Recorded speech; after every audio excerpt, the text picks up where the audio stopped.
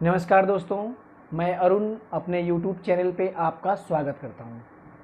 आइए दोस्तों, आज हम पढ़ेंगे, हमारी वीडियो होगी और बहुत इम्पोर्टेंट मौरोत्तर काल। मैंने मौरोत्तर काल में आपको पढ़ाया था, जिसको आप शुंग वंश और शुंग वंश के बाद कण्व वंश और कण्व वंश के बाद सातवाहन वंश, इनको भी मौरोत्तर काल में रखा गया है। ठीक है, मौरोत्तर काल की दो दशाएँ थी। ठीक है, दो दशा में एक विदेशी आक्रमणकारी थे और एक ये लोग थे। दोनों में अलग अलग डिफरेंट है। जैसे चंद्रगुप्त मौर्य जो कि अपने वंश के एक संस्थापक थे, और चंद्रगुप्त मौर्य के बाद बिंदुसार के बाद अशोक आए, फिर उन लोग का वंश ही समाप्त हो गया। ऐसे अयोग्य शासक आए, कुछ कार्य कर न सके, उनकी वजह से उनका क्या हो गया, वंश समाप्त हो गया। और उसके बाद जो नए वंश आए वो आए आपके शुंग वंश, कण्व वंश, सातवाहन वंश।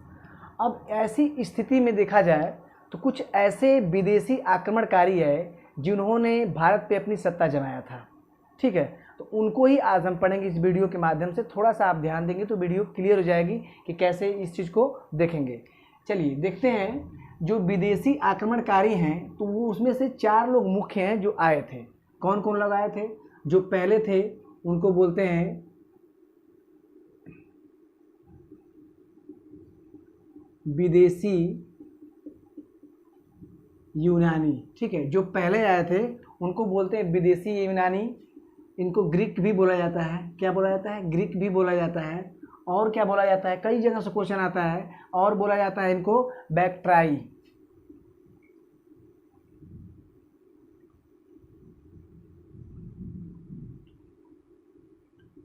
कहीं कहीं बैक्ट्राई, कहीं कहीं बैक्ट्राई, कई शब्दों में आता है। तो ग्रीक बोलेगा तब भी, और बैक्ट्राई बोलेगा तब भी, और विदेशी यूनिक बोलेगा यूनानी तब भी। ये एक ही चीज़ है। ठीक है, देखिए जैसा मैंने आपको बताया था कि ये लोग आक्रमण किए थे भारत पे, तो कैसे किए थे इसको समझना बहुत जरूरी है। ठीक है, अगर इसको आप समझ जाएंगे तो ये बहुत ही इंपॉर्टेंट हो जाएगा। जैसे मान लीजिए हमारा ये भारत है, तो भारत में क्या है कि इधर तो सभी पर्वत है। ठीक है, इस पर्वत एरिया से न आकर ये लोग इधर से घूम के आए थे। किधर से? ये आए थे आपके पश्चिम उत्तर से आए थे। ठीक, पश्चिम उत्तर से आए थे।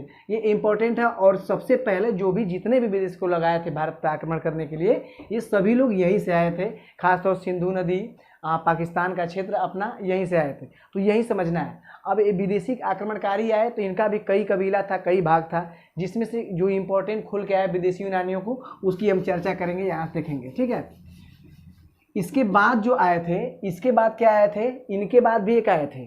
ठीक है, वो क्या थे? शक। वो भी एक विदेशी ही थे, शक। और शक के बाद पल्लव आए थे, वो भी विदेशी से। और उसके बाद एक और आया इंपॉर्टेंट, जिनको बोला जाता है कुषाण।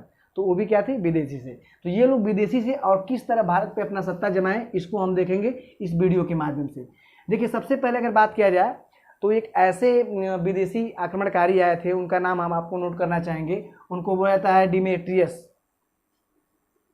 डिमेट्रियस। ठीक है, देखिए डिमेट्रियस एक ऐसे व्यक्ति हैं जो पहली बार, ठीक है, क्या पहली बार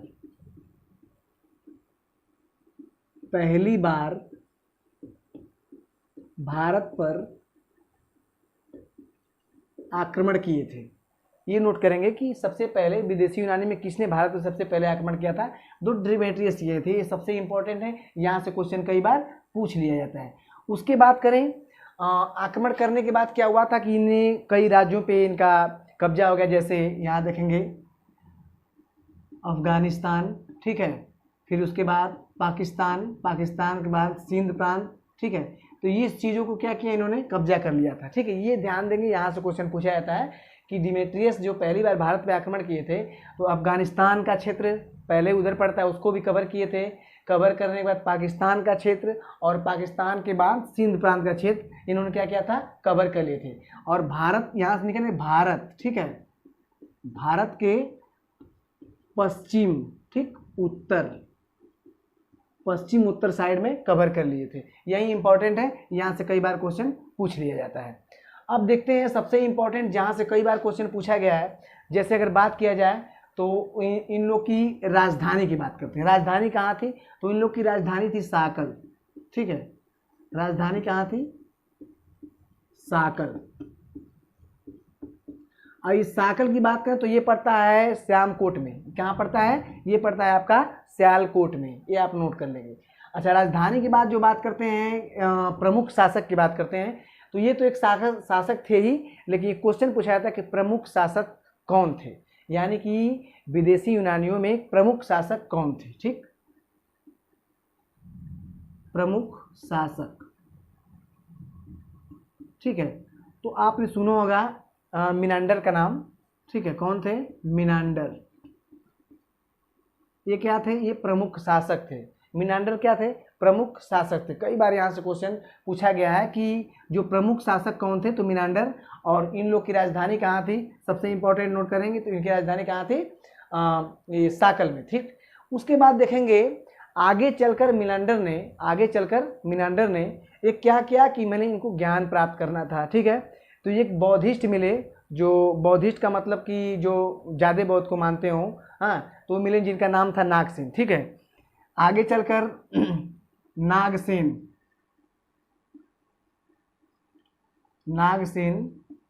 मिले, ये आप नोट करेंगे। किसको मिले? मिनांडर को मिले थे। मिनांडर को नागसेन मिले थे। अब ये लाइन आप नोट करेंगे, मिनांडर को क्या मिले थे? नागसेन मिले थे। अब इनसे क्या हुआ कि मिनांडर ने नागसेन से क्वेश्चन किया। ठीक है, मतलब प्रश्न करने का काल किसने किया? मिनांडर ने, और उत्तर देने का काल किसने किया? नागसेन ने। ये बहुत इंपॉर्टेंट है, हाँ, ये नोट करेंगे। तो यहाँ से मैं लिखता हूँ प्रश्न का कार्य। ठीक है, प्रश्न का कार्य किसने किया था? तो प्रश्न का कार्य किया था मिनांडर ने। ठीक, ये नोट करेंगे, प्रश्न का काल मिनांडर ने, और उत्तर का काल किसने किया था? तो उत्तर का काल किया था नागदेश। ठीक है, क्या किया था? नागसेन। अब देखिए ये प्रश्न और उत्तर किसमें बदल गया? एक मिलिंद पन्नू। क्या है? मिलिंद पन्नू।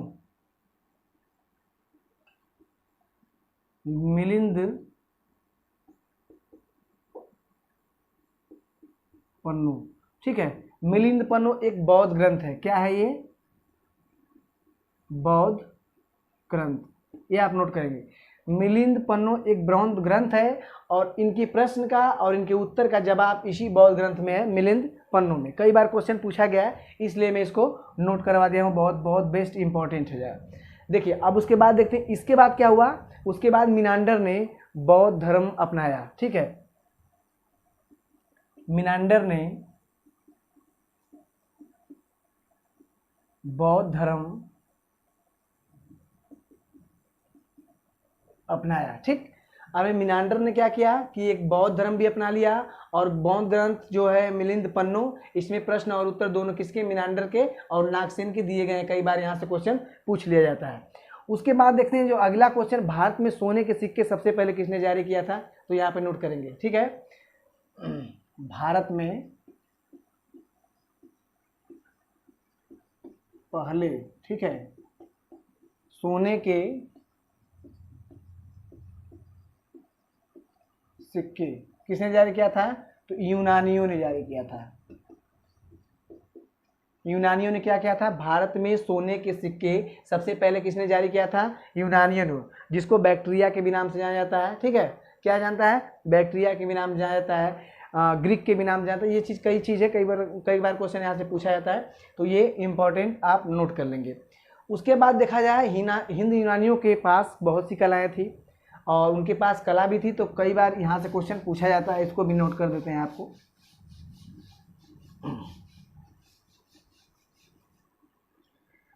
हेलेनिस्ट्री, ठीक है, क्या है? हेलेनिस्ट्री। ये हेलेनिस्ट्री क्या है? ये कला है, किसकी है? यूनानियों की। ठीक है, ये यूनानियों की क्या थी? कला थी। ठीक है, अब ये कला और भारत की कला, ठीक है, भारत की कला, मतलब दोनों कला को मिलाने के बाद किस कला में परिवर्तन हुआ? कंधार कला। ठीक है, ठीक, मतलब ये दोनों कला को क्या किया गया? मिलाया गया, और मिलाने के बाद एक नए कला का निर्माण हुआ, जिसको बोलते हैं कंधार कला। कई बार यहाँ से क्वेश्चन पूछा गया है, तो इसको आप ध्यान दे लेंगे, यहाँ से क्वेश्चन कई बार पूछा गया है। अच्छा, नाटक में जो पर्दे उठाए जाते थे, तो उसको भी स्टार्टिंग करने वाले यूनानी थे। ठीक है, क्या थे? नाटक में पर्दे उठाए जाना। यहाँ से क्वेश्चन पूछा गया, नाटक में पर्दे उठाने का निर्माण। ठीक है, नाटक में पर्दे उठाने का निर्माण जो किया गया था हिंद विदेशी यूनानियों के द्वारा किया गया था। कई बार यहाँ से क्वेश्चन पूछा गया है। ठीक है दोस्तों, 5-6 क्वेश्चन बहुत इंपॉर्टेंट है, आप इसको नोट कर लेंगे। ये रहे आपके पहले विदेशी। अब उसके बाद देखते हैं जो अगले विदेशी आपके आते हैं, वहां से क्वेश्चन क्या पूछा जाता है उसको देखेंगे, नोट कर लेंगे। जो इसके बाद आते हैं उनको बोला जाता है शक। ठीक है, शक बोला जाता है। कई बार यहाँ से क्वेश्चन पूछा गया है। ये पहला क्वेश्चन यही पूछा जाता है कि ये कहाँ से आए थे, मतलब शक कहाँ से आए थे। तो ये आए थे आपके मध्य एशिया से। ठीक है, मध्य एशिया से आने का कार्य। ठीक है, आने का मतलब यहाँ समझिए कि ये शक जो आए थे भारत में, तो ये आए थे आपके मध्य एशिया से। ठीक है, अब मध्य से एशिया से आए तो क्या करने आए थे? तो चारागाह की खोजते आ गए थे। क्या? चारागाह,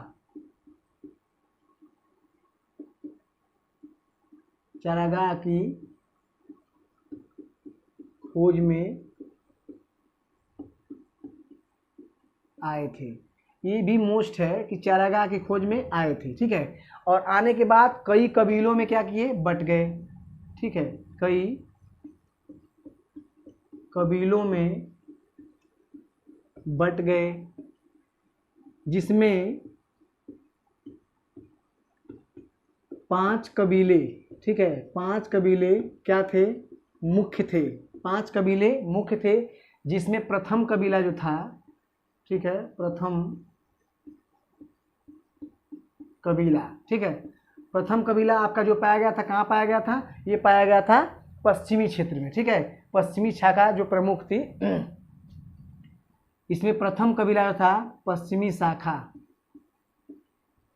पश्चिमी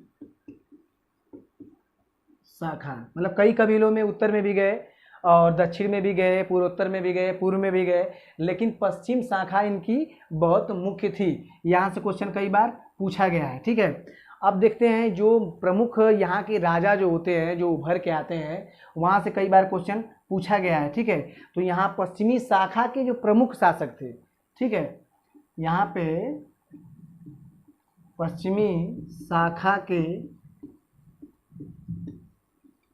प्रमुख शासक। ठीक है, प्रमुख शासक, पश्चिमी शाखा के प्रमुख शासक कौन थे? रुद्रदमन। ठीक है, रुद्रदमन। यहाँ से क्वेश्चन कई बार पूछा गया है। क्या है? रुद्रदमन। अगर इसका कार्यकाल इनका देखा जाए तो 130 AD यानी 130 ईस्वी के समक्ष इनका देखा गया है। 130 के और 150 के AD के लगभग इनका कार्यकाल देखा गया रुद्रदमन का। फिर उसके बाद यहाँ से एक क्वेश्चन और पूछा जाता है कि सुदर्शन झील की मरम्मत किसने करवाई थी।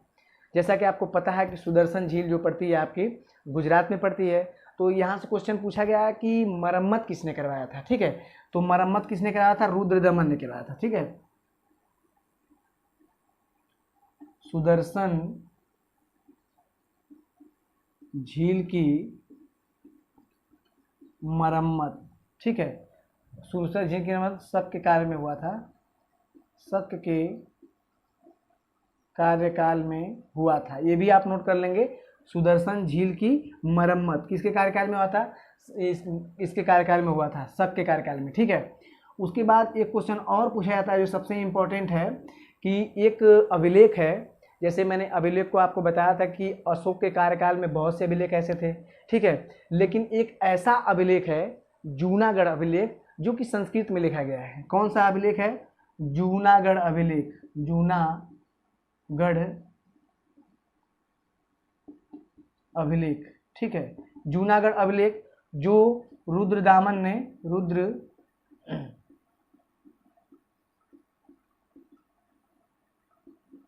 ठीक है, देखिए जूनागढ़ अभिलेख था जी। ठीक है, और इस अभिलेख की अगर इंपॉर्टेंट की बात किया जाए तो इस अभिलेख से क्या क्वेश्चन आता है कि इसका निर्मित किसने किया था, निर्माण किसने किया था? तो इसका रुद्रदामन ने किया था। ठीक है, रुद्रदामन ने क्या किया था?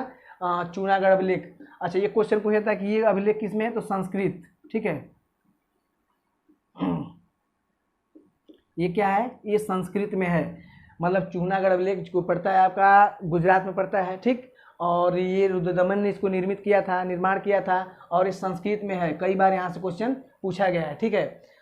तो ये आप नोट कर लेंगे, क्योंकि ये अभिलेखों का कार्य जो कि मौर्य वंश में था, ये भी आप नोट कर लेंगे। लेकिन एक ऐसा अभिलेख जो कि आपको रुद्रदमन ने इसका निर्माण किया था। फिर एक पॉइंट और देखते हैं, कई बार उज्जैन के राजा ने शकों को पराजित किया था, कई बार क्वेश्चन पूछा गया है।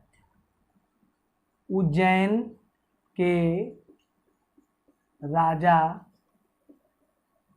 शकों को पराजित किया था, ठीक है, किया था। मतलब उज्जैन के राजा शकों को क्या किए थे, पराजित किए थे। कई बार क्वेश्चन पूछा जाता है। और पराजित करने के बाद क्या किया था, विक्रमादित्य की उपाधि, विक्रमादित्य की उपाधि। विक्रमादित्य अपने में एक कहा जाए तो गौरविंद बात है, गौरव की बात है कि जो विक्रमादित्य की उपाधि पाता था उसको अपने अंदर फीलिंग होता था गौरव का, ठीक है। तो एक ऐसी उपाधि थी और उस इतिहास काल में, तो ये भी इंपॉर्टेंट है, यहाँ से नोट कर लेंगे, ठीक है। और ये एक बार एक क्वेश्चन और पूछा जाता है कि ब्रिक्स शक सम्मत चलाया गया था, ठीक है।